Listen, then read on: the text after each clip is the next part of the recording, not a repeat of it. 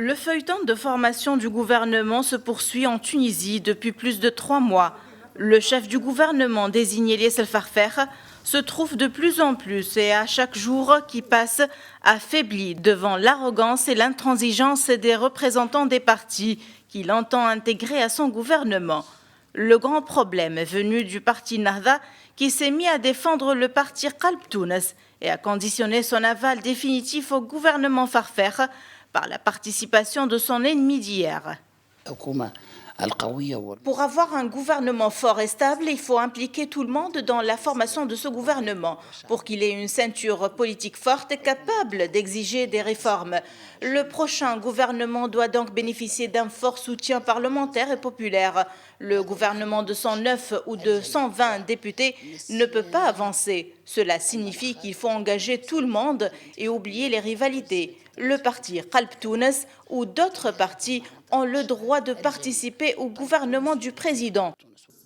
Après avoir annoncé plusieurs fois que Qalb Tounes ne devrait pas être au gouvernement, Farfer semble se retirer de sa position et accepter les conditions du parti Nahda en rencontrant ce jeudi Qalb Tounes.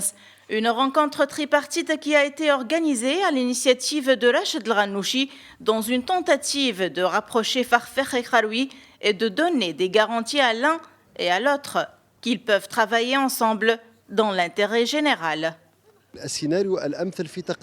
Plusieurs scénarios sont possibles aujourd'hui et nous pensons qu'il est préférable pour le chef du gouvernement désigné de revoir sa méthodologie de formation du gouvernement, d'autant plus que les autres partis ne se soucient pas de la participation de Qalb Tounes au sein du prochain gouvernement, à savoir qu'il y a aujourd'hui plusieurs tentatives pour trouver une solution politique pour ne pas tomber dans le même scénario que celui de Habib El Jamli.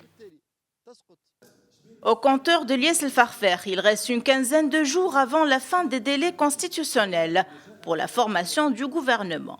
Il ne reste plus à Farfer qu'à se décider, jeter l'éponge, intégrer Qalb Tounes ou tenir tête et aller au bardeau, quitte à y subir un échec.